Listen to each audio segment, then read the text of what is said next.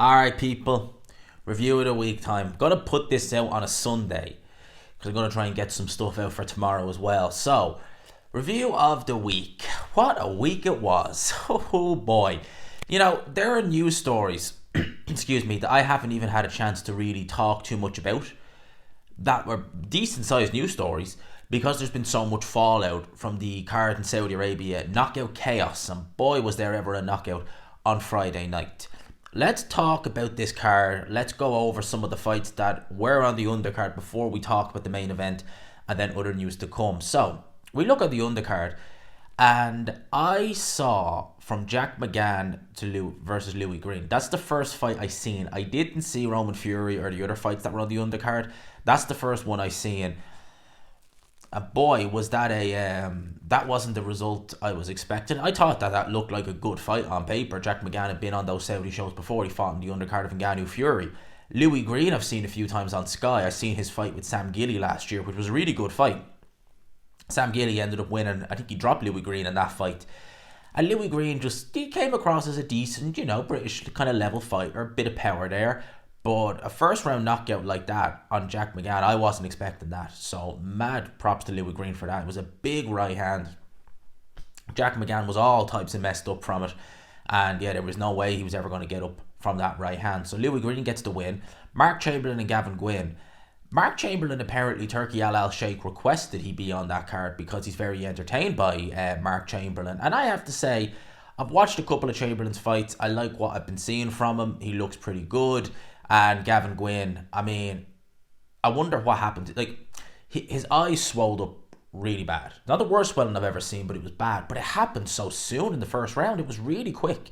And Gavin Gwynn gave virtually no offense. It stopped in the fourth round. The towel did come in and Howard Foster also stopped it. And by Howard Foster's standards, that's a late-ish stoppage. He's normally very quick in there. I think the corner could have done it earlier because Gavin Gwynn was just not in this fight. He just wasn't, Last time out for Gavin Gwynn, I seen his fight last time out against Emiliano, I think is how you say that actually. Marcelli, I think is how you say that guy's name. 42-0, I think he was nearly 50. And yeah, Gavin Gwynn didn't look good in that fight. And this is Mark Chamberlain is way younger, much more dangerous than that guy. So he did a demolition job on him. Justice Hooney versus Kevin Lorena. Now, I've seen a few of Justice Hooney's fights, and I have to say, he's not really impressed me. There's nothing really that jumps out at me about him. His footwork isn't too bad, but there's nothing really there that I've looked at from him and thought, oh, wow, this guy is looking like, something that I need to keep an eye on. Not really any of that. Now, it has to be said, Kevin Lorena in your 9th pro fight isn't bad. You got to win over Andrew Tabiti last time. He's been going the distance a lot lately. So a few people have questioned the punching power there, and I think that is a fair assessment. Kevin Lorena has been down, has been dropped by Daniel Dubois. Daniel Dubois is one of the bigger punchers in the heavyweight division, to be fair. But Lorena came into this fight, his mother tragically passed away, RIP to her, a couple of days prior, so, it would have been completely understandable, and no one should have criticised him if he did pull out. He didn't. He went ahead with the fight. And I thought that if his stamina was better, he would have won this fight. Because he hurt Justice Hooney a couple of times early on. Kevin Lorena not known as a devastating puncher. He's only got 14 stoppage wins in his, 30 out of his 30 wins. He's not even got a 50% knockout ratio. And you see guys here who he's gone the distance with. He stopped Bogdan Dinu, who doesn't stop him. Fira Arslan, who's got to be in his 50s now. Sefa Safiri stopped him. Again, these are guys who you're not really expected to go the distance with. Senad Gashi, he normally goes the distance. Dimitri Kusher, that's a blast from the past. I think he knocked out Enzo Macronelli in a round back in the day.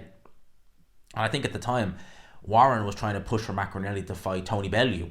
Believe it or not, that stopped that plan pretty quick. I think that was Macronelli's last fight. But you get the gist. He's not known as a big puncher. He was able to rock Justice Hooney several times. And in the last round, had he had more gas left in the tank, he might have been able to force a stoppage. So I think with Lorena, one judge scored it. They don't have the scorecards on Boxrec, but I think they were 96-94 by 2 and a 98-92 scorecard, which was BS. It wasn't that type of fight. Justice Hooney was the rightful winner, but it was close. I've seen people withdraw scorecards on Twitter, and to be honest with you, you can't really argue with a draw either. It was that type of fight. Kevin Arena, he'll be kicking himself that he had Justice Hooney badly hurt in the last round. Legs were gone, but just couldn't step on the gas. Then we have Israel Majamov versus Magomed Corvano. I know I butchered the name.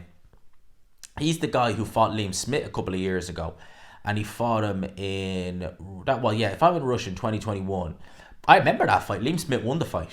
It doesn't say it on BoxRec, but if you've seen the fight, Liam Smith won that fight. He won the fight. So he should already have a loss on his record. He does now. Stopped in round 5. You know, the corner and the fighter didn't appeal the stoppage, but I thought, just from the outside looking in, it was very premature. But I don't know what the fighter was feeling, but it looked a premature stoppage to me. I think it was Victor Loughlin who stopped the fight, or who was refereeing it, but it looked premature to me anyway. Ray Vargas versus Nicky Ball.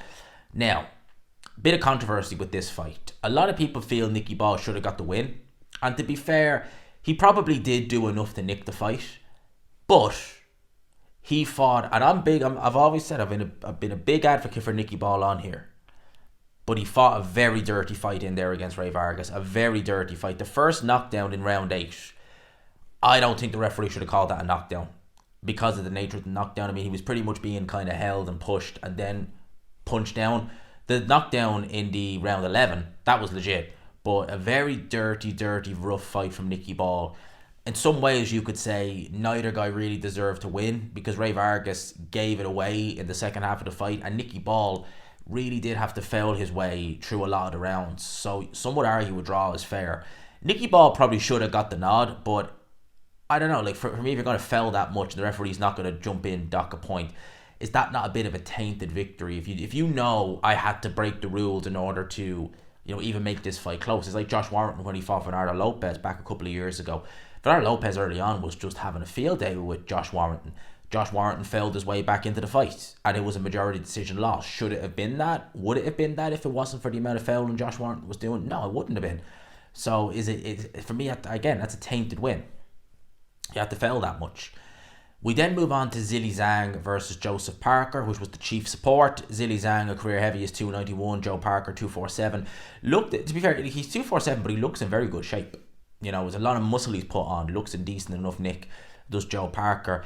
Joe Parker getting the win, full credit to him. I want to do a separate video where I contrast the resumes of Wilder and Parker, because both guys have been heavyweight champion. They've held a version of the title. Wilder held his much longer than Joseph Parker, but you know, you only have to look at the record, and you only have to look at what Joseph Parker has done, the guys he's fought, the depth of his resume, and you can see that that resume is up there.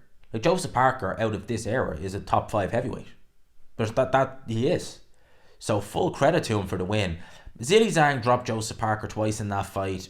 The third round, that knockdown, it was a worry. I thought Parker was going to get stopped because he wasn't moving his head at all. He was taking a lot of shots, but Zhilei Zhang, I mean, the gas tank was just not there for Zhilei Zhang. I mean, to say it wasn't there is an understatement. It just didn't. There was nothing there for Zhilei Zhang after about round 4. It seemed like everything was gone. The wind was completely out of his sails. So, yeah, Joe Parker moves on. However, Zhilei Zhang does have a rematch clause in place for this fight, so he may invoke that. We may actually see that on an undercard over in Saudi. Maybe Frank Warren will bid for the fight. Maybe Eddie Hearn will look to do it on the Zone as a main event in the UK. I don't know. But there is a rematch clause with Zhilei Zhang there, should he so choose to invoke that rematch. Then we get to the main event, and you know, there's not a lot to say about this fight, really. Joshua went in there with a guy in a second pro fight who didn't have a real boxing background. Primarily had been in mixed martial arts, UFC specifically, the organisation. And he went in there and he knocked the guy out in 2 rounds, which was basically what he was supposed to do. That's basically it. A good performance by Anthony Joshua, all things considered. Looked devastating, had no problem letting his hands go, had no problem finding the shots. And yeah, Tyson Fury sat there ringside. He did not look best pleased, to say the least. He definitely did not look best pleased. He just seemed to... Listen, right? Tyson Fury... I don't want to go on a big, long tangent or a rant, but Anthony Joshua went in there, and going into the fight, he even said, not so much the last few months, but, you know, last year he was kind of saying, look, mention Francis Ngannou, but it's a gimmick fight. And that's exactly what it turned out to be. The fact of the matter is, you had a heavyweight champion of the world who took a gimmick fight instead of fighting his contemporaries. When he could have. When there was people like Ruiz, when there was people like Frank Sanchez who were calling for a fight with Tyson Fury. And Frank Warren at the time even dare ask him why can't he fight a Frank Sanchez, a Martin Bacoli, etc., like he did to Adam Castro. What planet are you on? You know, ranting and raving, this, that, and the other. It's like, hang on a minute. He's literally plucked. He's a heavyweight champion. And people would say, well, Joshua can do it, but why can't Fury? Well, Fury's a heavyweight champion of the world. As far as I'm concerned, if you're a heavyweight champion of the world and you have a version of that title, you should be doing one of two things. You should be trying to unify at the earliest opportunity. And if for whatever reason you can't do that, you should be looking to fight your contenders, your contemporaries. If you're looking to stake your claim to be the best heavyweight of this era, you can't do that by saying, well, I'll beat all these guys, so there's no point in me fighting them. Well, yeah, that's nice to say, but you haven't actually gone out and beaten them, have you? You know, when you've got people like Garrett A. Davis saying, you know, well, he beats them all anyway. Well, he hasn't beaten them, has he, though? Did you have a crystal ball you can look into that you can see, oh, yeah, if you fought Sanchez, this would happen. If you fought Bacoli, this would happen. If you fought... You don't have that. So the only way to figure that out, or the only way to find out he beats them all, is for him to fight them. To just turn around and say, well, he beats them all so he doesn't have to fight them. I mean, did Muhammad Ali do that? You know, when he was fighting in the 60s and 70s? The 60s, it was a bit limited. The heavyweight division wasn't the best back then. You had your Zora Foleys, you had your Floyd Pattersons, your Sonny Listons, people like that. And really kind of after that, you know, you didn't have the greatest, to be fair, you know, the Brian Londons and people like that. Then you get into the 70s, your Ken Norton, your Joe Frazier's, your Ronnie Lyles, your Ernie Shavers, your George Foremans, probably forgetting people as well. There was loads of people around then and still fighting them. Even when he probably shouldn't have been. Whereas Tyson Fury now, he beats them all, so he doesn't have to fight them. No, he does have to fight them. And with Anthony Joshua's not a heavyweight champion. He's not got a version of the title. Him fighting Francis Ngannou, him fighting Ngannou the weekend, did that stop unifications from happening? No. Did it stop mandatories getting a crack at a title? No. Did it stop any of that? No. With Tyson Fury, did it stop mandatories being called? I mean, Sullivan doesn't care. Fury says he wants to fight Ngannou. Okay, yeah, that's fine. Not only that, but he'll lose and we'll still rank him. Alright? Did it stop an undisputed fight happening? Did it stop a unification happening? No. Because Usyk is probably looking thinking, Joshua can do what he likes. Fury, I'm sure, is thinking Joshua can do what he likes. It didn't stop any of that. So, Joshua fighting Ngannou, he did what he needed to do. The crossover fights, hopefully that's the end of them, because I don't want to see them either way. Whether it's a top level fighter going to the octagon, or whether it's an octagon top level fighter coming over here. I like both sports. I like UFC, I like MMA. I like watching it, I enjoy watching it, I'm getting more into it, I'm becoming more of a fan of MMA. But MMA has its place, and that's where it is. And boxing has its place, and that's where it is. The octagon, the squared circle. Leave that be. You know, you do see fighters who, I think Ray Mercer did, and there might have been others. I think, did Bo do it at one stage, or was that kickboxing? Who've gone at the very end of their careers, when they're a spent force in the world of boxing, have gone on to do some MMA and stuff like that. But in terms of top level, I don't really want to be seeing that. And, you know, in terms of Anthony Joshua, not to labour the point on about Joshua, but that performance there, as I said, he's been I'm liking what I'm seeing lately, but we do need to be aware, right? He fought Otto Wallin, who is a guy who, is he top 10? No. Is he top 15? Maybe. But Otto Wallin had a good performance against Tyson Fury 4 years ago. And he's been pretty much living off that ever since. It's like going to a bar to watch a football game and some old guy comes up and is like, or middle-aged guy comes up and goes, you know, I had trials at Liverpool back in the day. Back in the day, more like back in the last century by the looks of things. You know, don't be living off those kind of things years later. Go and do something else. So that's Otto Wallin, and Joshua knew him quite well. And then he goes and fights. You know, there are people who are saying, you know, judging by how he looked against Ngannou, he beats Usyk. It's like, he's beating a guy who really has no place in boxing, and that means he'll beat Usyk. And for me, I kind of feel like Usyk's being almost disrespected a bit, because everyone is saying that it should be Joshua Fury for supremacy. It's like, Alexander Usyk is unbeaten. He schooled Anthony Joshua twice, and we want to see undisputed. And certainly a lot of people have been plugging for undisputed, myself included, for the last couple of years, and we're close to it now. Don't turn around and say, oh well, let's just have Joshua Fury instead. No. undisputed. We want that. Who is the best? I mean, at the end of the day, it would be really, for me, it would just be silly if they did Fury Joshua next, and then they were like, right, the winner of that is the best in the division. Like, what the hell? What about Usyk? A man who schooled Joshua twice, and I want to see what he'll do against Fury, whether he beats and schools Fury. I don't know. I want to see it. I want to see, arguably, the top two in the heavyweight division lock horns and go at it for all the marbles. Joshua, he can fight a top 10 contender, and we can really get a gauge on where he's at. But Joshua is still fairly fresh. He has a bit of time. He can fight the winner. But for now, let's have Fury Usyk. That's what I want to see. Joshua Fury, that fight will always be there.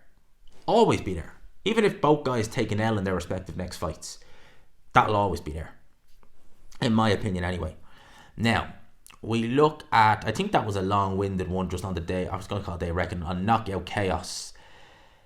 Let's look at some of the news that's been breaking. Now, Chris Eubank Jr. teased a fight with him and Terence Crawford on his Instagram, because the rumour mill is that Chris Eubank Jr. versus Terence Crawford is potentially next. Now, Crawford, 147 fighter, will be going up to 160. He'll be going up 2 weight divisions. There has been talk that he's going to move up in weight to 154 to challenge the winner of Thurman versus Zhu. Okay, that's the end of this month. Let's see how that goes. But to go up and challenge at 160, again, is he looking to try and, get acclimatized to heavier weight to maybe go and fight Canelo in September? Because if he fought Eubank Jr., I'd be making him favourite, but they're both trained by Bomac. I'm pretty sure they're both trained, unless Eubank Jr. has left Camp Bomac. They're both trained by the same guy. How would that work? Would they both get respective? Would Bomac take a step back and say, right, Crawford, you get a trainer, and Eubank, you get a trainer, and you go at it? What way would they do it? I don't know. That fight itself, again, I'd be making that could be a cop-out, cash-out fight for Chris Eubank Jr. I couldn't see him having a prayer at beating Terence Crawford. I wouldn't give him even a remote chance of beating Crawford. Just based upon that, I can't see it. I can't see it. I think Crawford is probably going to look to challenge the winner of Keith Thurman versus Tim Tszyu. That's what I think is going to happen there. Canelo versus Munguia. I want to actually get the announcement, because I was just reading up on it there, because that's actually been announced and it's just gone completely under the radar. So that will happen in Las Vegas on May the 4th. It's going to be a pay-per-view with DAZN and PBC and Amazon Prime. Apparently, and I'll get it here, I think someone was saying, because it's reportedly a 1-fight deal for Canelo with Al Heyman, according to multiple reports. So he'll be a free agent again after his fight on May the 4th. Jaime Munguia is obviously a Golden Boy fighter, so this will be his first, this will be Canelo's first kind of work with Golden Boy in a couple of years. I don't think he's worked with them since, was the Kovalev fight a Golden Boy promotion fight? I think it might have been. Don't quote me on that. I think it might have been. And I don't think he's worked with them since. So it'll be a first time working kind of, not directly with Golden Boy, but having Golden Boy on the same card as Canelo, Oscar De La Hoya, stuff like that. Listen, best of a bad bunch, and I don't mean that in a disrespectful way to Munguia. I think it's a very fun, entertaining fight. It's going to be massive in Mexico, but I would have rather see him fight Dave Benavidez. But considering Charlo, Berlanga were some of the names being thrown around, give me Munguia over those two guys. At least at Munguia, I expect Canelo to win, but I think it'll be competitive. Munguia will have success. Against Charlo, I just think that would be a dull affair. Charlo probably wouldn't come to win. Berlanga, lamb to the slaughter. Easy work. Canelo would light him up. Canelo would have a harder time missing Berlanga than he would anything else. That would be just painful to watch. Good Lord, that would be just painful. Now, I wasn't madly surprised when I seen this news break, because I had heard whispers that this was in the pipeline. I had heard whispers about it. And I remember thinking that, you know what, it wouldn't surprise me. And here it is, it's happened. Dylan White will make his return to the ring against Christian Hammer. He'll be fighting this day next week. So he's going to be fighting on Paddy's Day. So it's a Sunday. It'll be a bank holiday here in Ireland. At the TF Royal Hotel and Theatre in Castlebar, which is in County Mayo. He is going to be... Well, it's going to be sanctioned by the BUI, the Boxing Union of Ireland. And I just do that in general, not just about the fight, just those guys in general. No broadcast confirmed. There is rumours that it's going to be streamed to YouTube. By whom, I don't know. But there is rumours it's going to be streamed to YouTube. Dylan White coming back against Christian Hammer. Apparently he is going to headline the show. Originally it was going to be Ray Moylett, the guy who got battered by Dalton Smith. And he was nearly stopped last year by Jamie Stewart in a couple of rounds. So that was the guy who was originally meant to headline it. Now it's going to be Dylan White. So Dylan White returning. And that Theatre Royal, they have done boxing there before. They did it a couple of years ago. It's kind of like a bigger York Hall. Like it's like a 2,000 seater, so it's a bigger York Hall. But compared to the OVO, which is where Dylan White had his last fight, it's night and day. It's night and day. Against Christian Hammer, both guys are probably taking this fight on relatively short notice, so I can't imagine they're going to come in amazing shape. Hammer used to be durable back in the day, or certainly he was better at surviving. Now he tends to get stopped a bit more. He comes in no real shape at all. So he's basically a journeyman at this stage. So I would imagine Dylan White...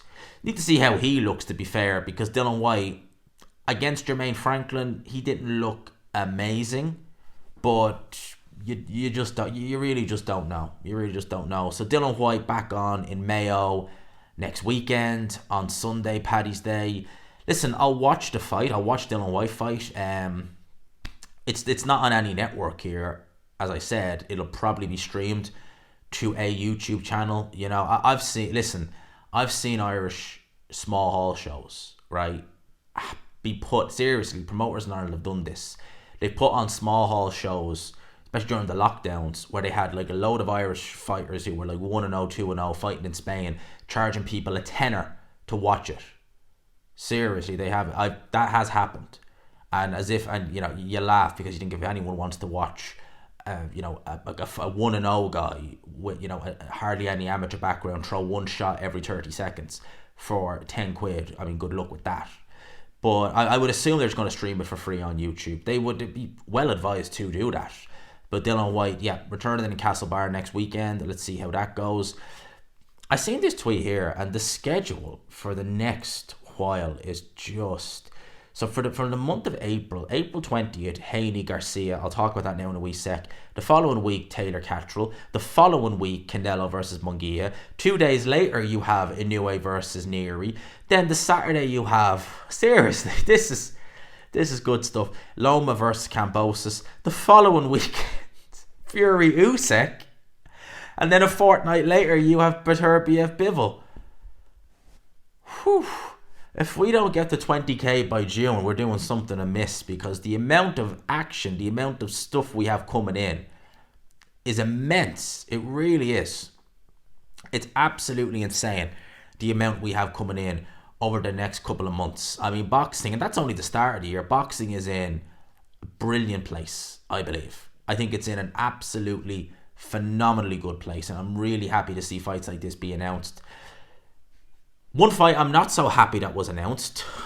Oh boy. I still can't quite believe this.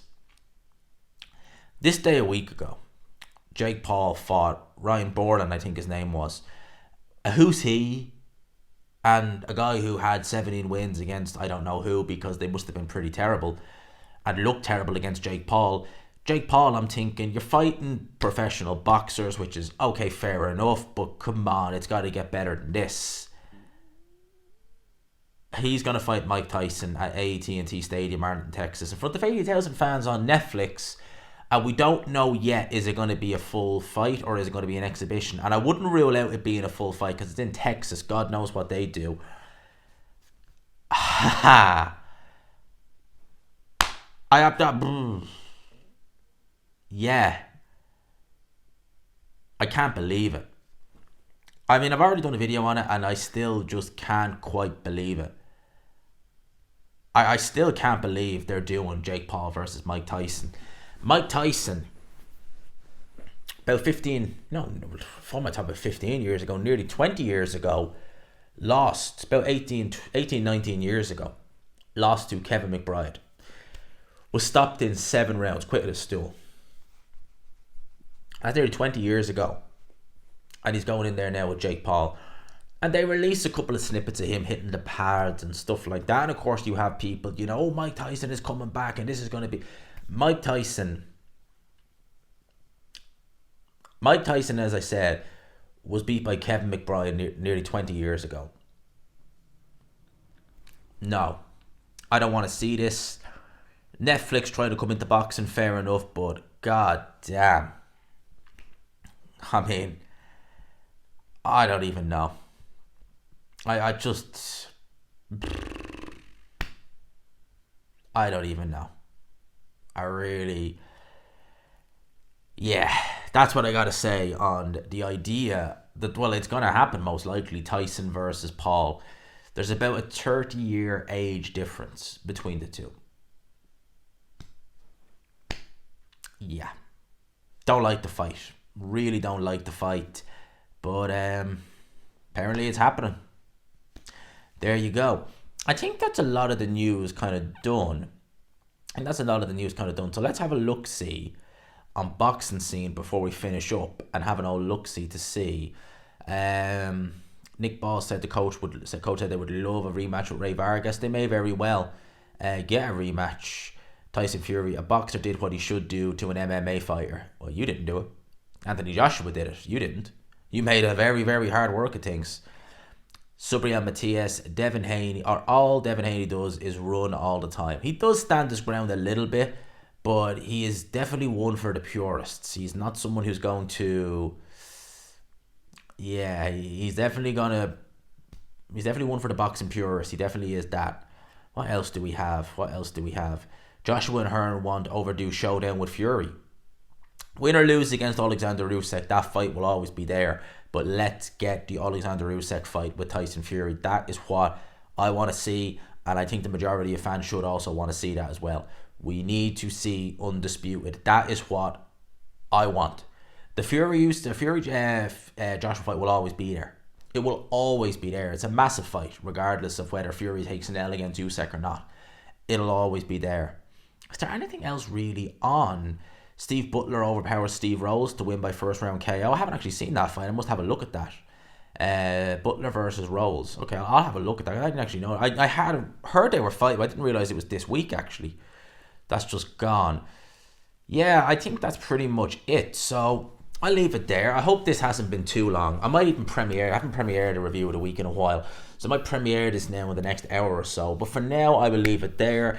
Lads, I hope you enjoyed the video. As I always do at the end of these, thank you all for locking in, for subscribing, for everything.